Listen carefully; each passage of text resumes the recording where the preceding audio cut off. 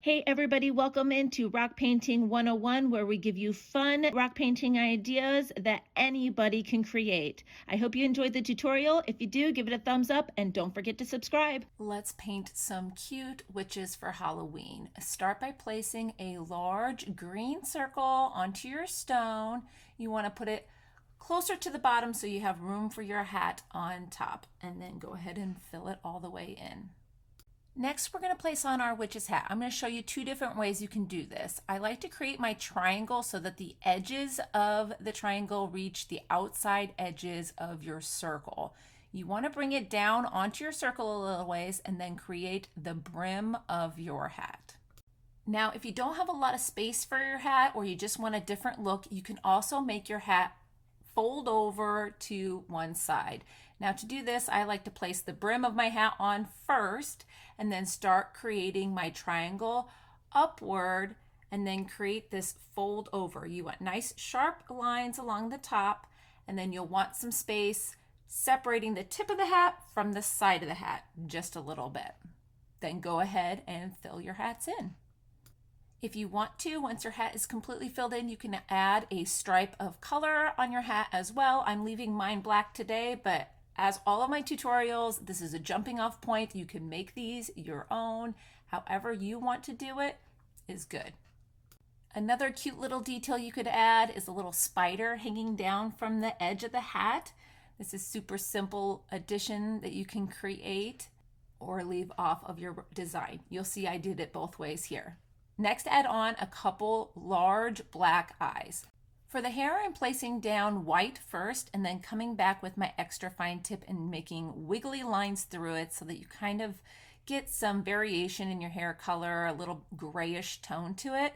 Have some of those hairs going wild off to the sides. You can have a few bangs popping down as well. Doodle off your pen tip so that there's no white left over, and then add a little smile to your witch. We also don't want it to just be a floating head, so a quick way to add a body is just an upside down arch, and then I'm just filling it in with a little bit of black.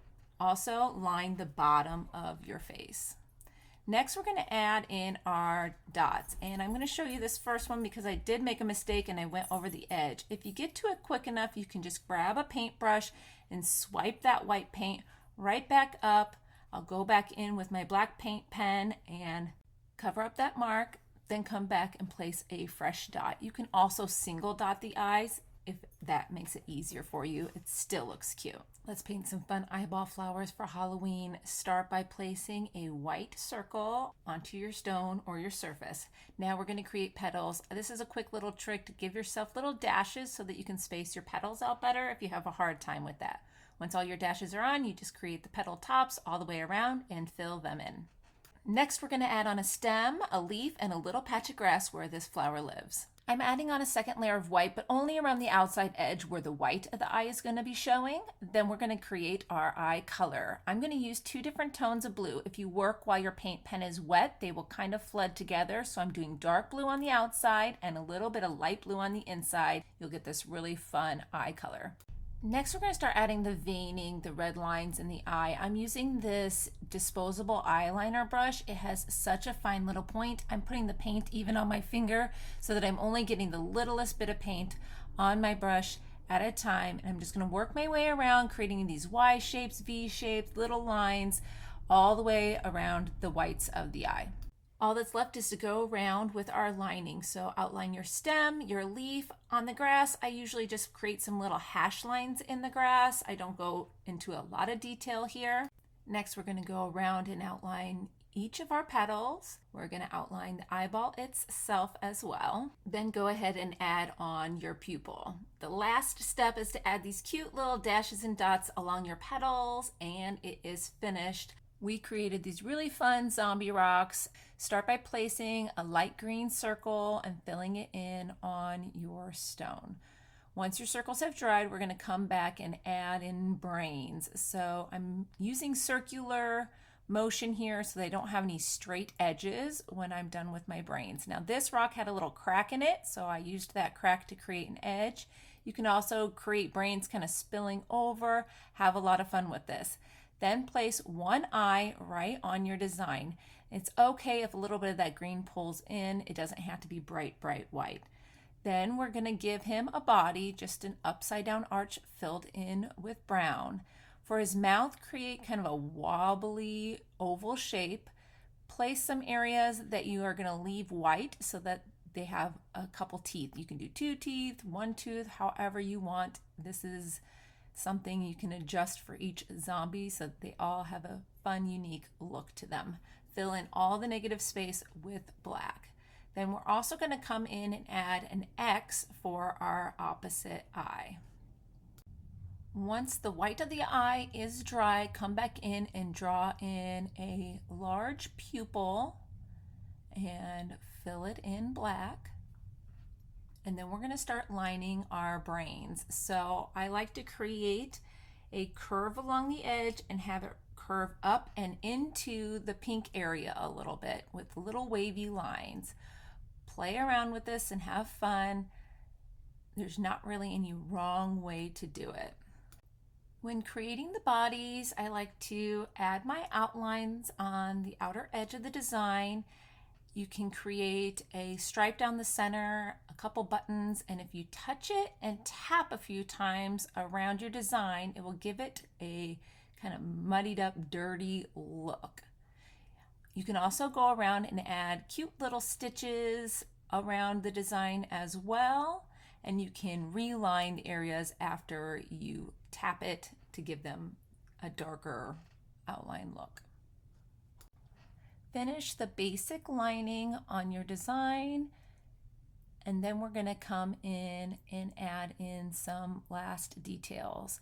I'm creating a highlights in his eye, his single eye, and filling in the teeth as well. I'm using my PC1MR Posca. You could use a toothpick and white acrylic paint for this as well if you need to. And then we're also going to add in some final things like a little patch of hair, and you can create little scars or whatever you want to do. Again, this is something that you can make each of your zombie just a little bit different. Start by placing down your eyes onto your rocks. As you can see here, I have different shaped rocks. One is base coated, a couple are not. Once you have your eyes down, you're going to start creating rectangles all over your rock to create your mummy wrapping. It's not going to be pure white, so make sure that you're using your paint pen in strokes, filling along the shape of the bandage. So any of the lines left behind will move in the direction of the bandage. And even though I'm breaking these apart and going in different directions, the whole rock will almost be all white, but because of the motions that you're using, when we come back in line later, it will give you the fun bandaged look. Now, as you're filling in your space, I do like my bandages to end up touching on either side of the eyes, and it is okay for you to overlap the eye slightly in one place or another if you want to. Now, something else that is optional is you can give your mummies a little pop of color. To do this, just go along your mummy bandage edges with whatever color you want. I'm using green here. I did yellow on another one, and you can see a blue one in the upper left-hand corner. But just add a couple hash lines in the direction of your bandages with your color, then come back with your white while it's wet and blend it in. Just make sure to doodle off your tip all the way back to white when you're done. Then go in and give your eyes a second layer. Now, if you're working on like a black rock, you can just leave your sketch marks behind and you don't have to go in with a second color. So I'm just going to quickly show one more example here, start to finish, of me laying out the bandages, and the black coming through the white gives it a really fun mummy bandage look as well. Now the most important part is lining. Now I'm using an extra fine tip paint pen here on this design. It works great for creating these nice fine lines that we're using to outline each section of our bandage. I like to pick a few rectangles to create that are in the foreground and separate it a little ways before I start creating the ones that kind of layer underneath. So once you have a few on the outside edge, you're going to go along the rest of your rock, following the direction that you created those strokes with before, and outline all the rectangular pieces of your bandage. You're going to outline your eyes here, and we'll fill that in, I think, in a little bit. You can do that now or later around the outside edge. But we're going to add these little hash lines along all of our bandages. Just nice, light, wispy strokes, and it really gives it that kind of aged weather look. So I do it heavier along the outer edges, and then I kind of skip along the center spaces on some of the larger bandages through the whole design. Go back in and add a couple pupils on your mummy. I like to do tiny little beady eyes for some reason on these, and then fill in all the negative space left over behind the eyes. That completes the mummy. I'm going to zoom through a few more examples of the lining here so that you can kind of see them all come together. Don't forget to subscribe. Let me know what your favorite Halloween rock is this year.